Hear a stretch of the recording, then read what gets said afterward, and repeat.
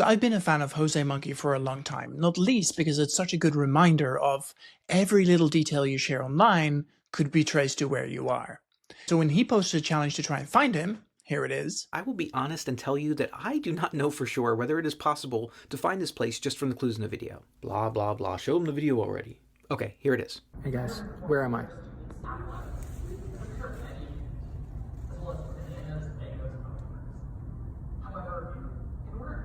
Nah, that's too hard. I figured I would have to have a go. So there's not actually a lot to go on here, but I figured it out. And really there's two hints that really sprung out. The first hint is obviously the traffic signs, and they were really, really hard to read on TikTok. But I remembered Jose Monkey mostly posts on YouTube. So I went to YouTube, and the quality of the YouTube was just good enough to feed that into a AI to actually make the video that tiny little bit crisper. And once I did that, it turns out that one of the signs said Springfield. I was all excited. I was like, yeah, I found it.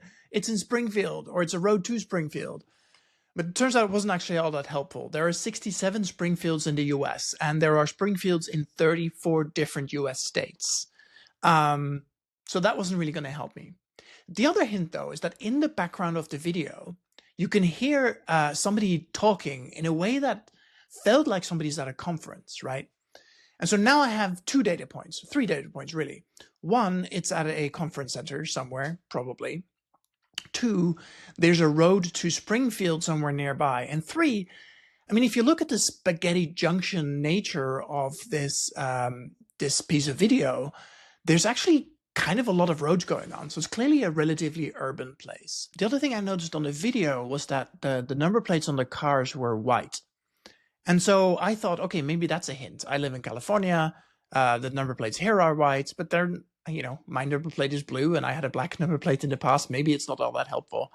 That turned out to be a blind alley. I ended up doing a lot of searching in Arkansas and Illinois and Missouri and New Hampshire. And basically I looked at all the places that had urban population centers.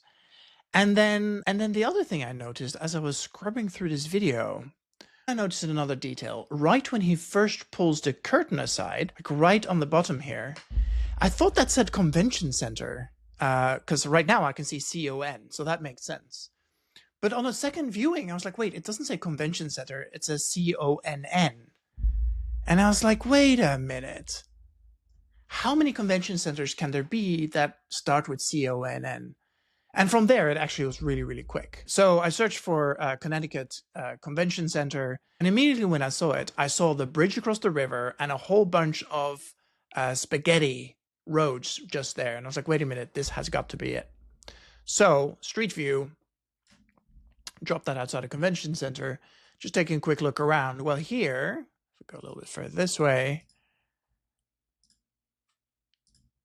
what I noticed was that is probably exactly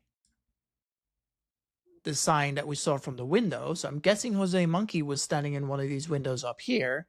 If you turn around, you can recognize those very recognizable bridge. This bridge here with the pillar sticking up out of it, and you can also recognize this side here with the pillar sticking up here. And if you turn further this way, you can see the signs to Springfield and possibly Waterloo. So yeah, I felt pretty stoked at being able to find Jose Monkey in not a lot of time. So that's my little achievement for Friday night.